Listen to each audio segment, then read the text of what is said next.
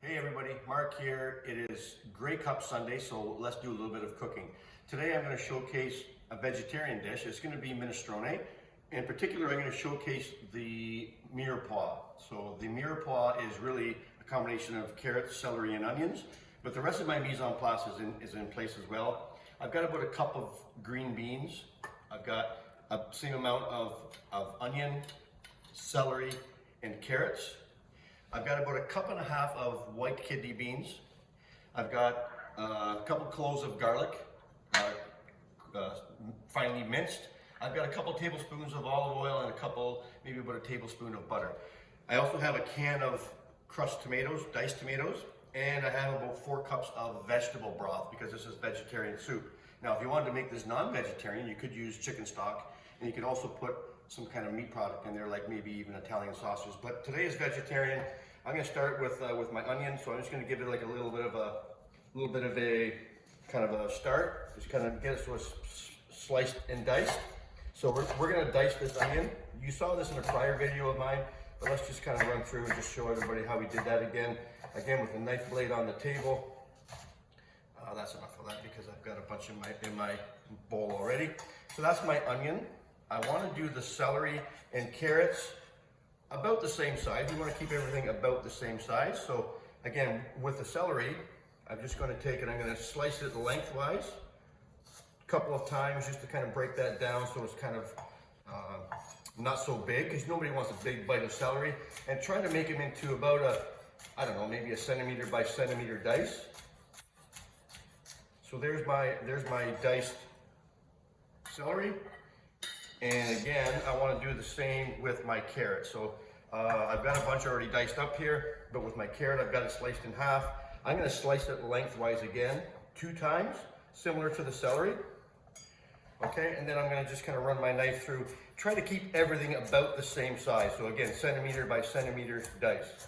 Okay, so I've got my stove behind me. The pan was preheating. It's pretty close. We're going to get started. So a classic mirepoix really starts with butter. It's a French procedure. They start with nice butter on a low heat, kind of sweat those vegetables down. We don't want heavy caramelization at all. We want to sweat them down. So if I can get my assistant to come over to my stove. Okay, I'm going to start with my butter. Get that in the pan. Okay, so my butter is starting to melt down. We'll let that go for a minute or two. Because I'm showcasing mirepoix, that is the kind of the starting point. Get the butter in. At that point, I'm going to get my onions. Get my onions in. Get my celery in. And get my carrots in. Okay, so I've got my mirepoix in. I just want to give this a little bit of, turn the heat up just a little wee bit. So I'm on about a medium-low heat. We want to let this kind of break down and develop. So if we can just kind of, in the essence of time, I'm going to just kind of merge this video together so that I don't have to let it run and play. I'll come back once this is sweated down, and then we'll go from there. See you in a minute. Okay, so I've got my mirepoix sweated down, so if you can come and have a look. You see, I don't have any caramelization happening in there. I don't want that. So we've got the onions nicely translucent, the vegetables are starting to soften. At this point, this is a classic mirepoix with the butter. This is a minestrone soup, which is Italian. No Italian will have a soup without olive oil. I'm going to put some olive oil in now. Just turn up my heat a little bit more. Okay, so I got my olive oil in. Now is the time where I want to put my garlic in. So I've got a few big cloves of garlic. I call for a couple to 3 cloves of garlic. I like garlic, so I put a good amount in. You don't want to put the garlic in at the same time as the mirepoix. The garlic would burn. So as soon as that garlic hits that hot butter and oil, the aromatics are just popping out. You can really tell that the garlic is doing its thing. At this point, I can add the rest of my ingredients. One of my mirepoix items is my spices. So I've got some salt, I've got some dried thyme, dried oregano, and a couple of bay leaves. This is a little tip outside of the recipe that I like to do. This is just a rind from Parmesan cheese. I always keep my rinds as I grate cheese into my fresh pasta dishes. These rinds are a great thing to put into the soup. We're going to be adding that. So I'm going to be putting my spices in now, just let them have a chance to get a little bit of a toast up. The bay leaves can go in. the rind of the Parmesan can go in. Just give that a little bit of a mix. So that was about 1 teaspoon of salt, 1 teaspoon of thyme, 1 teaspoon of oregano, and a couple of bay leaves. Now everything is starting to fry. I can really smell the aromatics of all the herbs and the spices and the mirepoix. At this point, my diced tomatoes now can go in. So adding my diced tomatoes to the pot.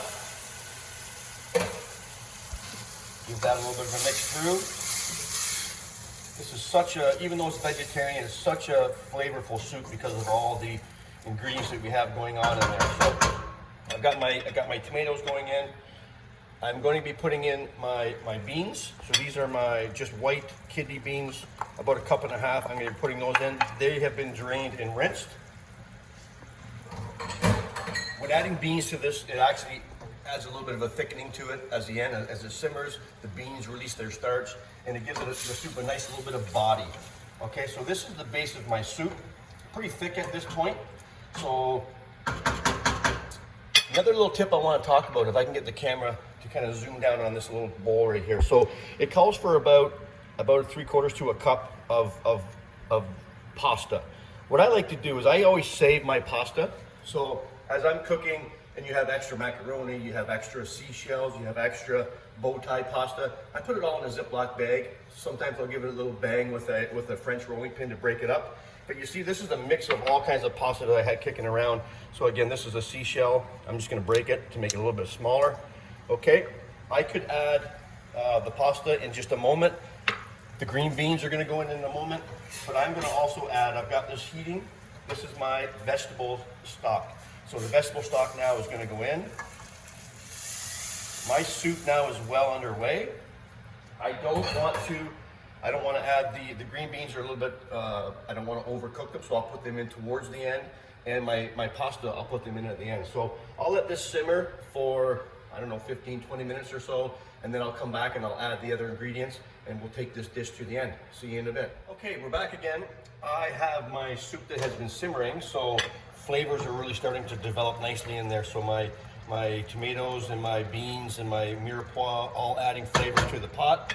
Now is at the time where I can add my melange of pasta noodles. So these are all, again, abstract sizes. I have different kinds of pasta in there. Great way to use up your leftover pasta. Sometimes you get those little odds and ends kicking around. That will also help to thicken the soup. And at this point, I'm also going to add my chopped up green beans. The green beans, again, I try to keep them about the same size as the mirepoix. So now this soup is really, at this point, pretty much all the way there. We're just going to finally simmer this down to let the beans cook, let the pasta cook in with the sauce.